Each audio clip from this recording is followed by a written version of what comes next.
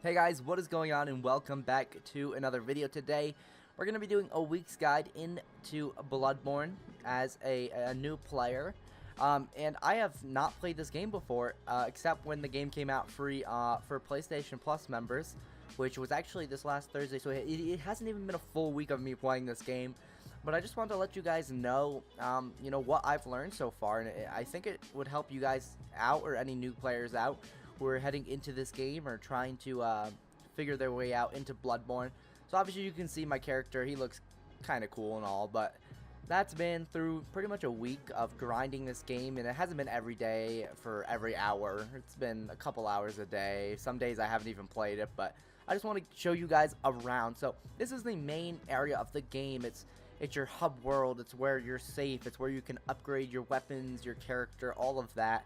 And as you can see right here is actually the Yarn's headstone, and it's the only headstone I have, and this is as far as I've gotten to the game. So if you're some expert player who knows everything, you can see I'm not that far into the game at all. I haven't really got much into it actually. But right off the bat, guys, I want to look at the HUD menu. So in the top right corner, you're going to see we see our blood echoes, which is the top number, so 516, and then we see our insight, which is 5. So insight you gain from either beating bosses or walking pretty much into a boss, or you can get them from Madman's Knowledge. Madman's Knowledge, which I'm scrolling over right now, you literally, one Madman's Knowledge turns into one insight, and you find those scrawled throughout pretty much anywhere on the map. They can be kind of hidden a lot of the time, and sometimes you'll see a couple crows and you'll think, oh, I'm not even going to deal with them, but if you were to kill them and walk past them, there would be a Madman's Knowledge there, and it'll give you an insight, and it's really worth, exploring the map to find these things, because they'll give you insight. And when it comes to insight, you can use those to mainly upgrade or buy gear, I guess, inside the hub world. Right now, I mean, I still don't know much about the game, but that's what I found out about it so far. But once you gain one insight, things start appearing around the world. When you start out the game, this doll right here is actually not alive. You can't talk to her, but once you gain one insight, she instantly appears, and she's actually the main use of the blood echoes in the top right corner. So if we were to talk to her, we can channel our blood echoes, and you can channel your blood echoes into vitality, endurance, strength, skill, blood ting, and arcane. So I've mostly put it into vitality and endurance. As you can see, I need 2,857 blood echoes to upgrade any of these. And just because arcane's a lower number doesn't mean it costs less to upgrade it. I still need 2,857. It's progressively harder to upgrade as you upgrade more stuff. Now, I've mostly done vitality and endurance because those are the two main things. Obviously you want more health and you want more endurance when you're playing a game like this, where it comes down to a lot of, dodging and stuff, which I'll go into more depth with that. But also in this area, you can see over here, we have this little dude, and we can use blood echoes to buy blood vials, which you use to heal yourself, and they come in really handy a lot of the time, because dying is kind of annoying. When you die, you lose all the blood echoes you have on you, and you only have one chance to go back into that area and kill whatever killed you, or find it on the ground, that the blood echoes you drop. So it's always good to have blood vials and just run away from enemies if you're low and just heal yourself. Quicksilver bullets, they are used for the weapon you have, the gun, which I'll show you a little bit later. Then we have Molotov cocktails. They're used a lot throughout the game. A lot of enemies are prone to taking a lot of damage to Molotov cocktails. Then we have pebbles. Primarily pebbles you use to just throw at enemies to take them away from a group if you just want to deal with one of them at a time.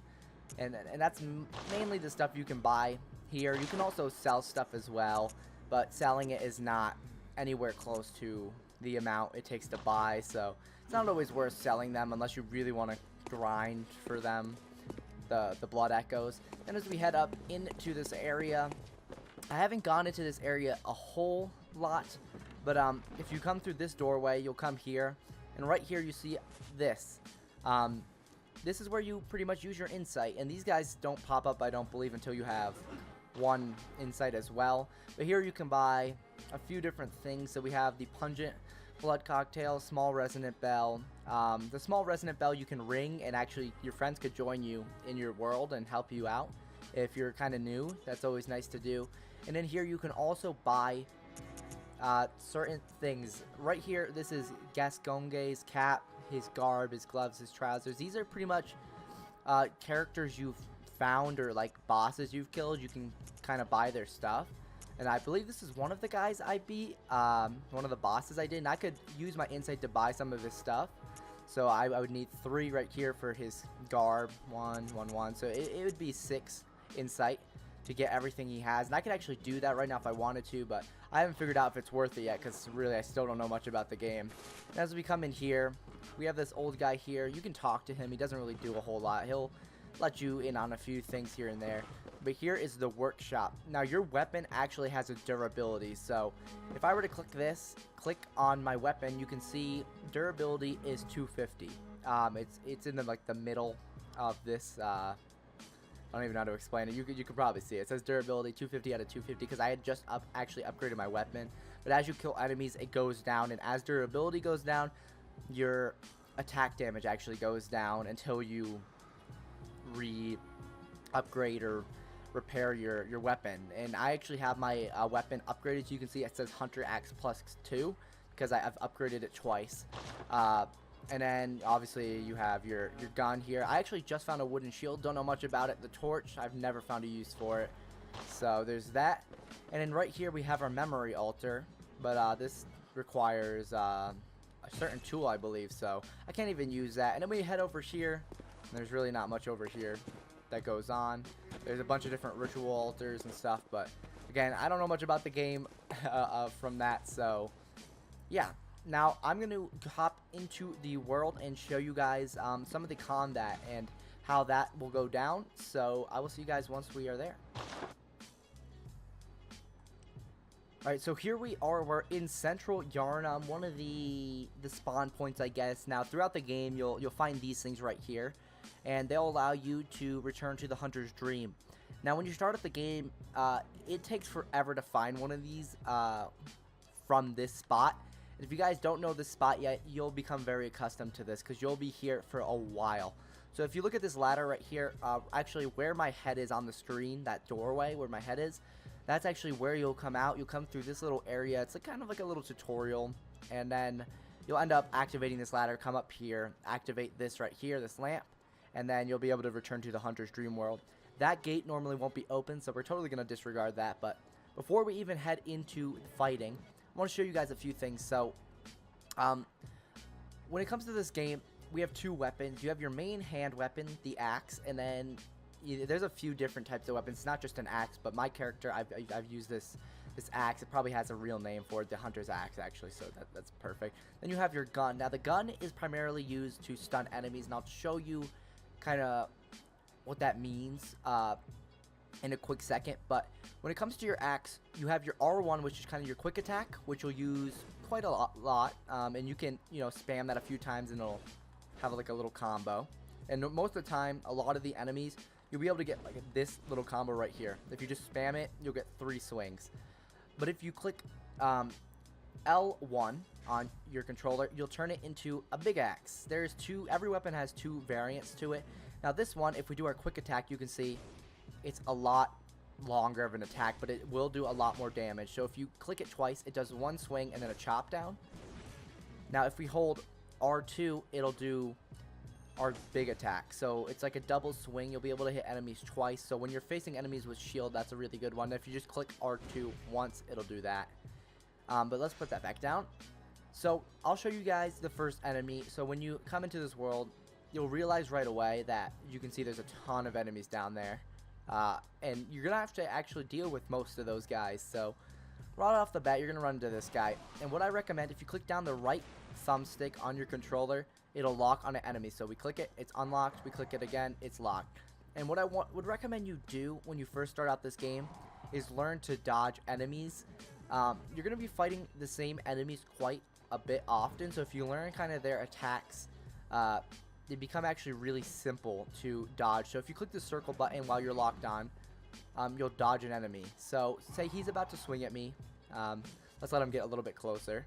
I know he's going to swing right now, so I'll dodge. Just click circle and pretty much go to the left or right of him. And we'll be able to dodge his attack. And what you primarily want to do is you want to let him get a combo off like that and then just hit him in the back. And now this is a really weak enemy, so he's pretty easy to kill. But as we come down here, we'll get into a fight with maybe some more enemies. So come up to this guy. He's going to get up and we'll let him see us. And he's going to swing. So we'll dodge him. He had a really big attack, so we know he's vulnerable at that moment. And now one of these guys, you could pull out your main sword maybe and do the quick attack. Since he has a shield, a lot of the time when you first hit them, the shield's going to take all of the damage, but then they're going to get staggered. So when you take out an attack like this, when you hit them the first time, it'll break their shield, and then the second spin, you'll do a lot of damage onto them. So now you can see this group right here. When it comes to dealing with groups, what I've figured out is most easy, I guess. At the top of the screen, if you click down on your D-pad, you'll switch between your actives. So I have my oil urn, which I can throw, and then if I throw a Molotov cocktail on someone who I've thrown an oil urn on, it'll do more damage. But I'm going to be talking about pebbles. So as you can see with the pebble, I click square, I throw the pebble, I hit this guy, he turns around, and the whole group doesn't turn around, only he does. So now I only have to deal with this guy, and what I can do is just kill him easily, as you can see. And he goes down super easily. Now, then we have all of these guys to deal with, and this is actually the starting area, like, it actually is. And you may think this is a lot of enemies, but it forces you to get really good with all your weapons and everything you use, so, and you'll get a lot of blood vials too, and obviously, again, blood vials you use to regen your health, so it's really important. There's also this guy right here, he'll always try to be behind you and like sneak up on you and shoot you in the back. But if you look here, you'll see there's about probably 30 enemies here. Now what I'm going to do is I'm going to skip to where I can show you guys some usefulness with the gun and show you kind of the stun mechanic with that, because now I've shown you pretty much everything with the sword. So I'll see you guys once we get to that point. Alright guys, so once you get past that whole group of guys over there, I just ran past them. You can just run past them if you want to. That's one of the main areas where you're going to actually be farming, and what I mean by that is you're going to be killing a lot of enemies to gain blood echoes to upgrade your character, because what I was saying before is you don't find those lamps to activate spawns very often, so you're going to be spawning there a lot when you die. So say you kill all 30 of those enemies, you get to here, and then you move up and you die. You have to spawn again, kill all 30 of those enemies, run back, either find the blood echoes you dropped, or an enemy can gain your blood echoes and you have to kill that enemy to get the blood echoes back. And then you have to run all the way back and go back to your lamp and pretty much, I guess, save or go back to your world and, you know, use the blood echoes. But, you know, that's one of the things. You have to be super careful. And you can see the enemies are starting to chase me because I ran past them. They're starting to come up here, actually. They should be turning around, though. But now it's time to show you what the gun does. So the gun is primarily, obviously, to stun enemies. Now, right here, when you get past all of them, you're going to come up to this big ogre. And when you see characters or monsters like this, you're going to think, oh my goodness, this guy's huge, he's really scary, whatever. I'm going to let him turn around. So when you have your gun out, what you want to do is you're going to wait till this guy is about to hit you, shoot him, and he'll drop down onto his knees. You click R1, and you'll do this big attack where you'll pretty much stab him through his chest and throw him. And you can kill these guys so easily. And at first, they're really scary. It's kind of annoying. It's weird. They're big, scary monsters, I guess you could say. And if you don't know that combo, it's going to be so annoying to deal with them. But you can do that combo to pretty much any character or creature in the game. Now, there's a lot of creatures that are immune to that attack right there that I just showed you. But I'm going to show you guys that once more, but I'm going to do it with 2 different ogres. So I'm going to actually be going to a different spawn. So I'll see you guys once we get to that other spawn. Alright guys, now I actually wanted to show you guys one thing. So before we head into the other world, to show you guys more of the weapon, the gun. As you can see in the top left, we have 20 blood vials, so 20 health. So we have max right there. You can only have 20 on you at once. But you can also have 20 quicksilver bullets. You can see we only have 1. And I'm actually going to need a few more than just 1. So if we come over to this guy, we go to purchase. We can buy a few of them. They cost $2.40. So I'll buy as many as I can at this point. So I can buy 4 of them. I'm not too worried about blood echoes right now because, again, you can always like farm that big area with 30 guys and get like 3,000 blood echoes, so it's not too much of a worry. But now we're gonna go into that other world. I'm gonna show you guys a little more. Now, I actually totally forgot, but you'll actually be spawning back onto this lamp. But if you come through this left gate, which will take you a while to open, and I don't want to spoil anything, so I won't. But we're gonna have to take care of this guy. Now, these guys are super annoying. Now, you can easily dodge their attacks, but they pretty much swing a lantern at you and light you on fire, and that fire will do a little extra damage. But you can get Molotov cocktails off him, so it's nice sometimes. Now, I'm not sure actually what this is. Summon Alfred. I don't want to do that, but okay, I've never seen this before. I have no idea what this is. But again, I don't want to teach you guys anything wrong, so I'm not going to summon Alfred. It might be a character that I kind of befriended. But here you can see we have two ogres. Now, this is where pebbles come into play. So if you click down on your D-pad, you scroll through the different things at the top left, as you can see. But here comes pebbles. So we're going to lock onto this guy right here. We're going to throw a pebble at him. Hopefully we hit him. Nope, we don't have the range for that. We only want to aggro one of these guys at a time. That's kind of the big thing. You don't want to deal with two of these guys. It's a little annoying, actually. So we're just going to hit one of these guys, and a good thing we actually got him. So when he comes running at me, we're going to hit him with the shot right before he attacks, lands on his knees, R1, boom, he's dead. And even with the starter weapon with the base damage, you can kill these things with one hit and, you know, one shot. So this guy's going to come running at me right when he shoots or hits. I'm going to do the same thing, R1, kill him. And it's really that easy. Killing a lot of these big guys is super easy. And when it comes to bosses, that's the best way I've found to do damage on bosses, or at least the one boss I fought so far. Now, when it comes to different creatures, some of them are immune to that shot. But when it comes to, even when you're trying to run away, or you're trying to maybe slow down one enemy so you can, you know, focus on the other, you can shoot a few shots at them, stagger them a little bit, because even if you just shoot at an enemy, they'll always get staggered by the shot for a second at least. So that's one of the big things. Now, when it comes to getting deeper into the game, I found, you know, I've gone this direction, and I've gone over across this bridge right here, which I could show you, but I don't want to spoil too much. But pretty much the game relies on grinding. You have to go through the same area a few times to just explore it in general, and that doesn't include just, yeah, I mean, exploring also means you have to kill enemies to explore. And when you kill enemies, you get blood echoes. When you get blood echoes, you can upgrade your character. And that's kind of the base of the game, really. You know, you're just trying to grind your character and level them up. But in reality, you could beat this game without doing any sort of leveling, without upgrading your weapon. If you knew what each monster did, you knew how to kill them without taking damage. It's really not that hard to you know, this game becomes down to a lot more skill than you know, a level progression to beat the game. You don't need to be, you know, like level 50 to have a chance against the final boss who's level 50. No, the final boss is just the final boss, and it doesn't matter at all what your, you know, your stats are really. I mean, it is nice to have a little more damage on your weapons here and there, but in the end, guys, that's pretty much all I have to show you. I mean, I showed you the weapons.